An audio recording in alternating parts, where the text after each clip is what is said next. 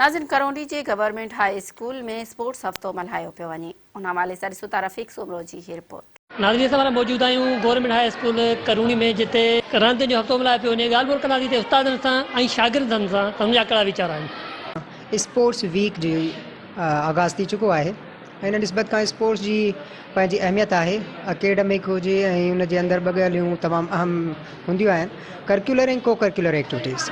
त को curricular activities जे अंदरि जेका स्पोर्ट्स आहिनि उहे ॿार खे मेंटली ऐं फिज़िकली तौर फिट रखण में तमामु कारआमद साबित थींदियूं आहिनि। करौंदी manage by Sukkur IB university में असां रांदियुनि जे हफ़्ते जी शुरूआत कई आहे। असां एजुकेशन सां गॾु जेकॾहिं रांदियूं नथा खेॾूं त असांजी सिहत जेकी आहे उहा तंदुरुस्त नथी रहे।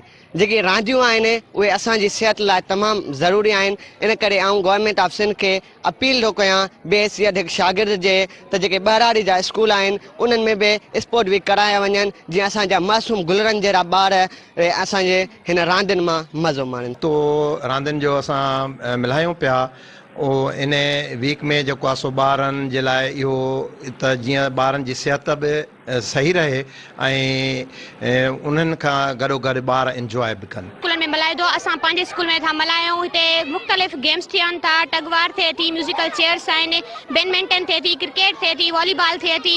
ईअं असां टोटल स्कूल जो जेको आहे सेलिब्रेट पिया कयूं स्पोर्ट्स वीक।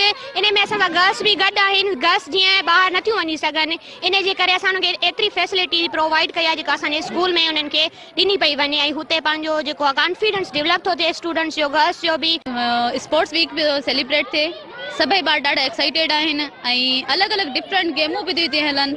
जीअं प्राइमरी सेक्शन जो असां डिफरेंट गेमूं रखियूं आहिनि, उन में स्पून आहे ऐं उन खां अलावा नंढा ॿारनि ॾाढो इंजॉय था कनि पिया। हिकिड़ो तफ़री मौक़ो फराहम करणु आहे, जीअं ॿारनि में सिहतमंद सरगर्मियुनि में इज़ाफ़ो थी सघे ऐं ॿार वधीक बहितर नमूने सां एक्टिव थी सघनि। कैमरामैन फारूक बड़ी सां गॾु रफ़ीक सोमरो, मेरा टीवी, करूंडी।